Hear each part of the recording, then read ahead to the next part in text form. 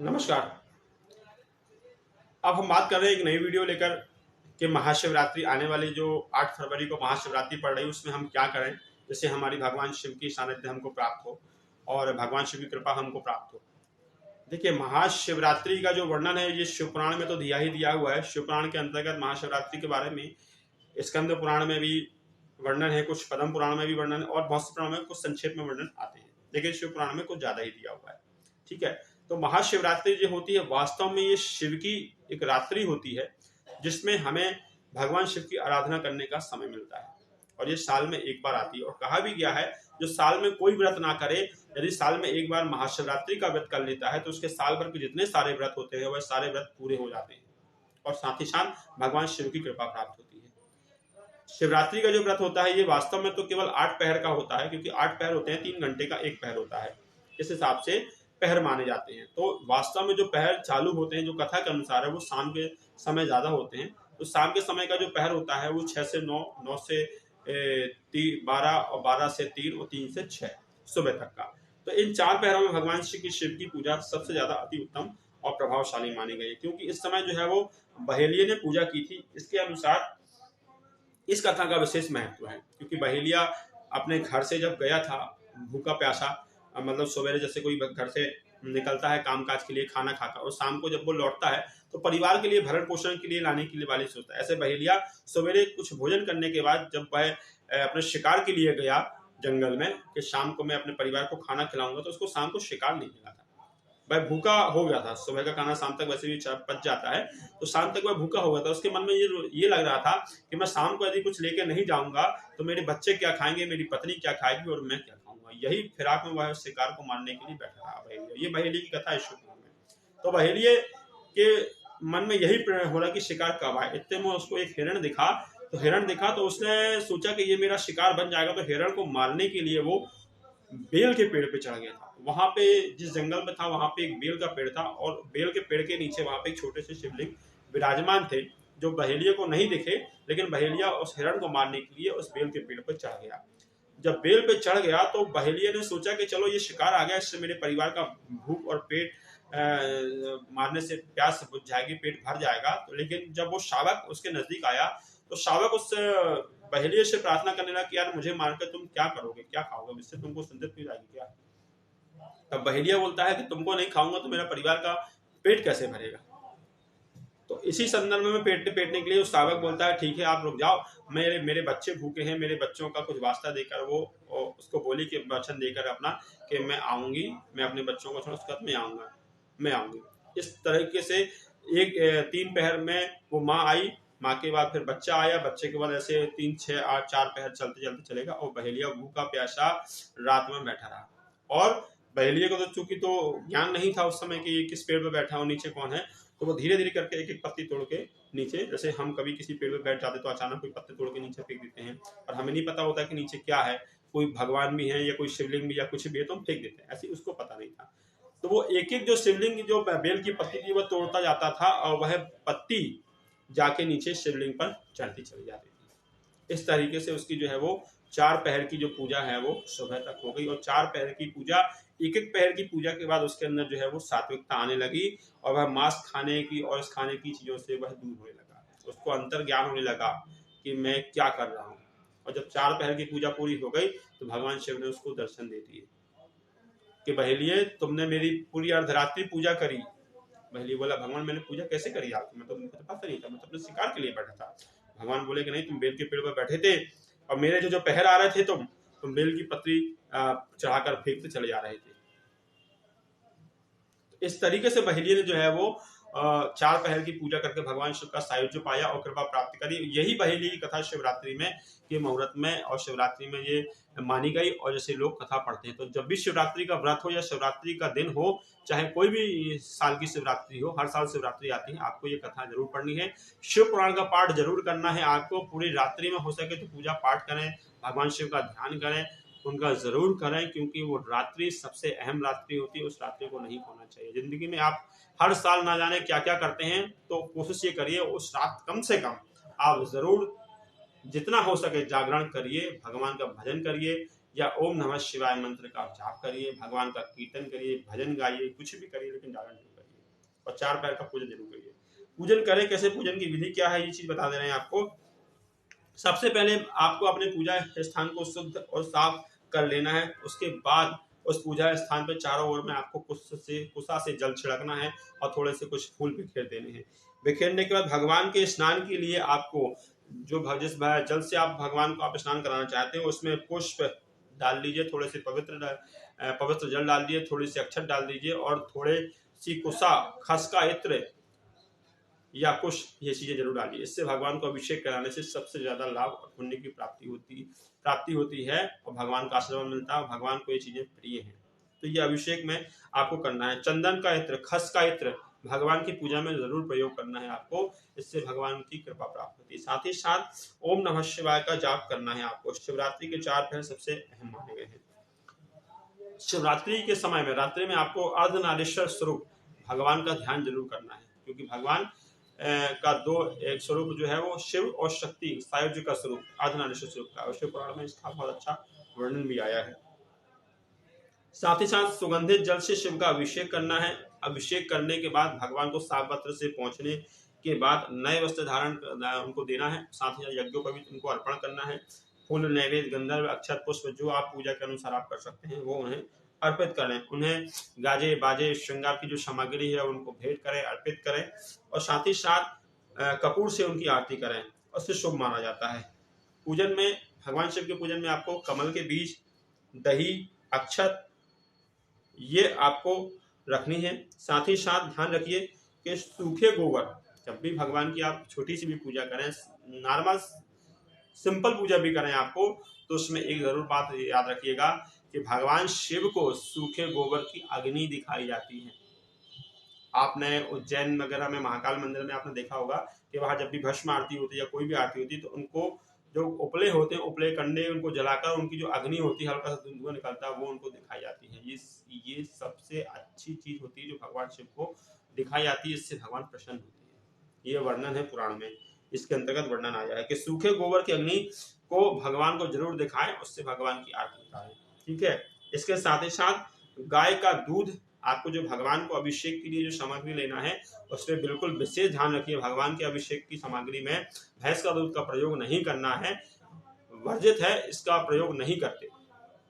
आपको प्रयोग करना है, एडवांस में लेकर रख लीजिए ना, आप बना कर रख लीजिए। आपको गाय का दूध हो, गाय का घी हो, गाय का दही हो, ठीक है, और गाय का मूत्र हो, ये सारी चीजें आप भगवान के अभिषेक के लिए मानी गई है। साथ ही साथ पंचामृत होता है, शहद, शक्कर, गुड़, ये सब चीज भगवान के स्नान करने के लिए प्रमुख मानी गई। इनसे भगवान का अभिषेक करना चाहिए और इन्हीं का ही जो है वो पान करना चाहिए। ये सबसे ज्यादा मानी गई है चीजें। कहते हैं ना कि पंचगव्य किसे कहते हैं, लोग पंचगव्य के नाम पे तो आजकल पता नहीं क्या क्या कर रहे हैं, पर मैं आपको बताऊं तो पंचगव्य जो पुराण कहते हैं, पंचगव्य 5 गायों से बनता है, इसलिए उसको पंचगव्य कहा गया। पंचगव्य कोई अलग नहीं है, लोग तो किसी भी 5 चीजों को मिला देते हैं, बोलते पंचगव्य बन गया। पंचगव्य वो है ही, जो हमारा पुराण कह रहा है वो हम पंचगव्य केवल वही है जो 5 गायों से प्राप्त हो। 5 गायों से क्या क्या चीज प्राप्त हो, तो शास्त्रों में कहा गया है कि गौमूत्र, गोबर, दही, दूध, घी और कुशा का जल, ये पवित्र, ये पापनाशक पंचगव्य कहे गए हैं और ये 5 प्रकार की गाय से बनते हैं। पहली चीज, काली गाय के मूत्र लेना पड़ता है, सफेद गाय का गोबर, तांबे की रंग की गाय का दूध, लाल रंग की गाय का दही और कपिला गाय का घी, और उसमें थोड़ा सा कुशा का जल मिलाकर गायत्री मंत्र से या ओंकार मंत्र से उसको मिलाया जाता है और मिलाकर जो तैयार होता है उसको पंचगव्य कहते हैं। इसका वर्णन शिव पुराण और स्कंद पुराण के अंतर्गत मिलता है। ये पंचगव्य, इससे भगवान की जो अभिषेक और पूजा की जाती है। साथ ही साथ जब आप महाशिवरात्रि का पूजन करें तो ओम नमः शिवाय मंत्र का, पंचाक्षरी मंत्र का जो है वो जरूर करें। देखिए पंचाक्षरी मंत्र क्या होता है, नमः शिवाय ये पंचाक्षरी मंत्र है और ओम नमः शिवाय ये षडाक्षर मंत्र है। षडाक्षर मंत्र में सभी चीजें शामिल हो जाती हैं, ब्रह्मा विष्णु महेश सभी इस मंत्र के अंतर्गत आ जाते हैं। ठीक है, तो ओम जो है, ओम का जो एक अक्षर है, इसमें एकाक्षर तीनों गुणों का अतीत शामिल है। ओमकार का जो शब्द होता है इसमें ब्रह्मा विष्णु सब महेश शामिल हो जाते हैं।